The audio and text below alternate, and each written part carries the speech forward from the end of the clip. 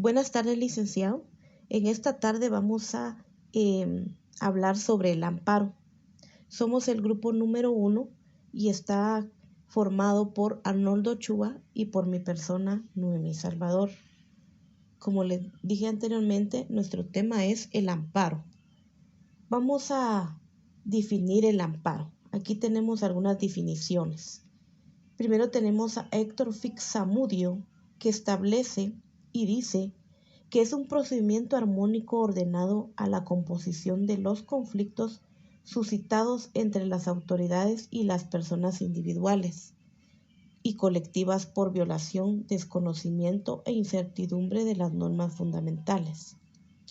También tenemos otra definición y dice, el amparo puede ser definido como la acción constitucional que posee en las personas, tanto individuales o jurídicas, para protegerlos en contra de las violaciones a sus derechos o restaurar los mismos cuando han sido violados. Prácticamente el amparo es como ese aquello que protege nuestros derechos, ¿verdad? Contra violaciones que hayamos tenido de nuestros derechos o restaurar los derechos que nos hayan sido quitados. También vamos a hablar de la historia del amparo. Dice ahí, primitivamente la autoridad era entregada a quien poseía mayor fuerza, ya sea física o moral, es decir, a los mejores cazadores, ancianos o sacerdotes.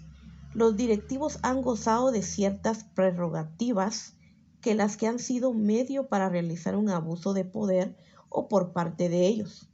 Dicho abuso de poder ha conducido a la arbitrariedad por parte de las autoridades que han conllevado a la oposición colectiva.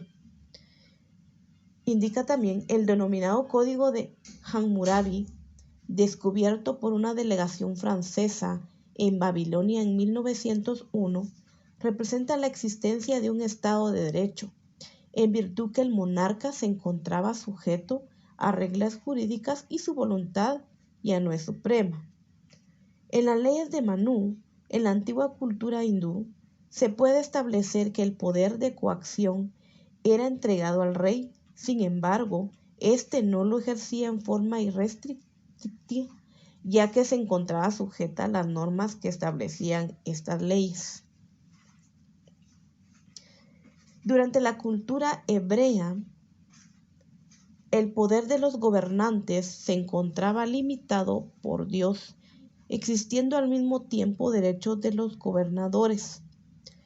Pese a esta situación, cuando los gobernantes se extralimitaban, no eran sancionados. En la antigua Grecia, la polis no reconoció derechos fundamentales de los individuos que los facultara para oponerse a las arbitrariedades de las autoridades. Por tanto, el individuo carecía de defensa alguna frente al poder público. En Roma era imposible acusar a los funcionarios cuando cesaban sus funciones. Surge aquí una institución jurídica de carácter pretoriano, la cual es considerada un antecedente de cualquier medio de preservación de los derechos humanos en general. En Inglaterra, las libertades ciudadanas alcanzaron gran desenvolvimiento y su sistema constituye el antecedente nítido de los medios de control constitucional y del derecho de libertad. El Common Law en Inglaterra se desenvolvió y formó sobre los dos principios de seguridad personal y de la propiedad. Con el Common Law marcaba un límite la autoridad real, el cual no podía ser traspasado.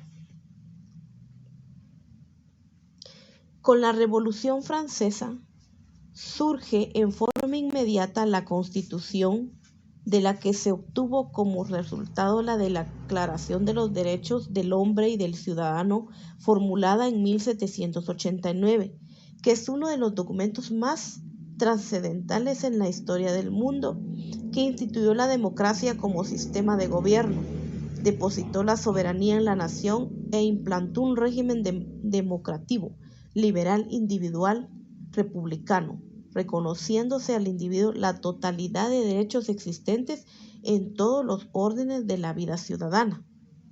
En Estados Unidos heredó del sistema jurídico tradicional inglés, además del habeas corpus, el denominado juicio constitucional, el cual tiene por objeto proteger la Constitución y demás cuerpos legislativos, como lo son las leyes federales y los tratados internacionales.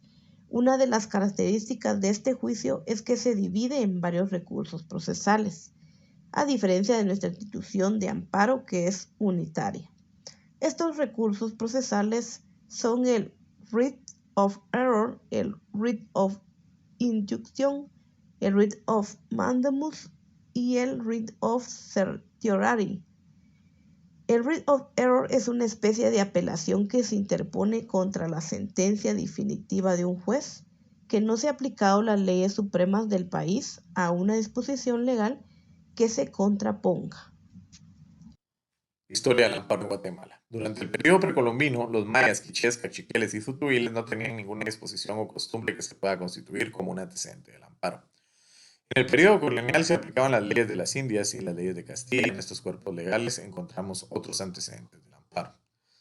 Es el recurso de obedézcase, pero no se cumpla, el cual consistía en cómo los jueces primero tenían que acatar los principios de derecho natural, después las costumbres no contrarias a derecho y por último la ley positiva. Cuando se aplicaba una ley que contravenía el derecho natural, el afectado acudía al rey solicitando su protección o amparo. Cuando éste había mandado algo por ocultación de hechos o por mala información, este recurso constituye un antecedente del amparo actual, sobre todo por caracterizarse de haber sido un garante de la norma suprema.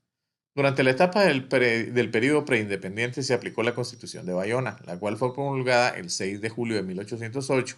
En ella existen disposiciones que velan la libertad individual. En la Constitución Política de la Monarquía Española, promulgada el 19 de marzo de 1812 en Cádiz, se puede apreciar que ninguna de sus disposiciones tiene características del concepto actual del amparo, únicamente es relevante el artículo 374, que establece cierta garantía al establecer que toda persona que ejerza un cargo público, civil, militar o eclesiástico, al tomar posesión del mismo, debía prestar el juramento de guardar la Constitución, de ser fiel al rey y de desempeñar debidamente su función. Ya en el periodo independiente, las constituciones de Guatemala y Centroamérica fueron influenciadas por el pensamiento liberal individualista de la Revolución Francesa y por el constitucionalismo de Estados Unidos de Norteamérica.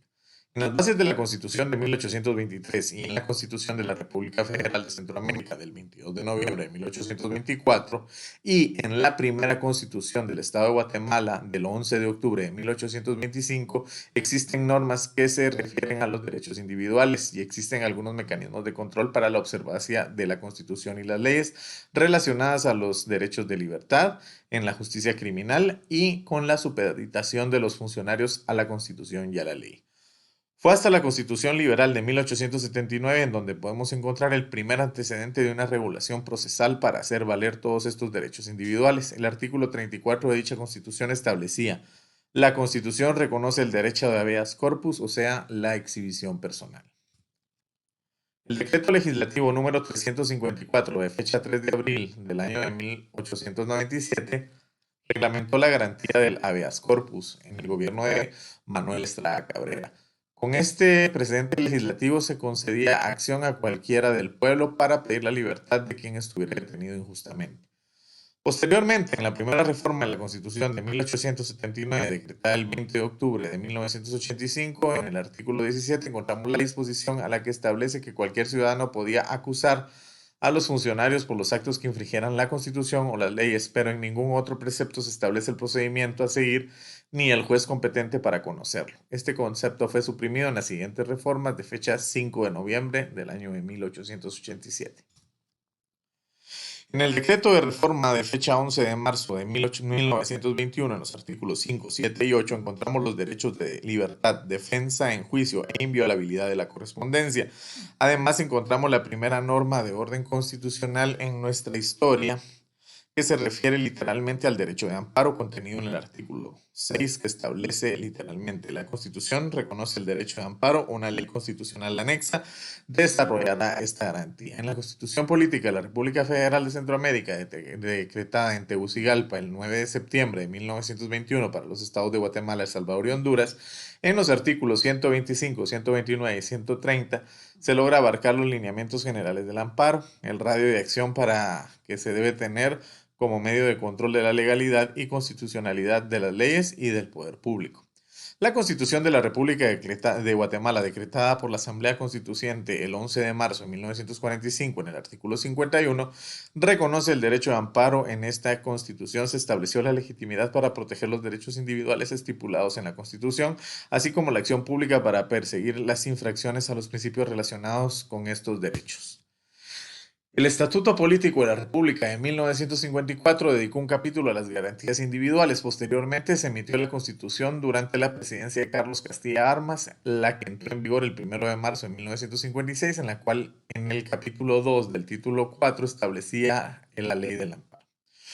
Finalmente, la Asamblea Nacional Constituyente el 31 de mayo de 1985 decretó la Constitución Política de la República de Guatemala, que se encontraba actualmente en vigor, cuyo título sexto se denomina Garantías Constitucionales y Defensa del Orden Constitucional, el cual se encuentra dividido en los siguientes capítulos. Capítulo 1, exhibición personal. Capítulo 2, amparo. Capítulo 3, inconstitucionalidad de las leyes. Capítulo 4, Corte de Constitucionalidad. Capítulo 5, comisión y procurador de los derechos humanos. Y capítulo 6, ley de amparo, exhibición personal y de constitucionalidad.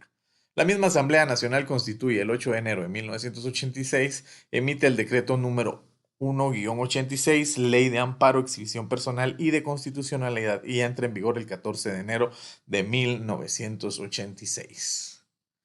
Muchas gracias por su atención. Tengan un bonito día.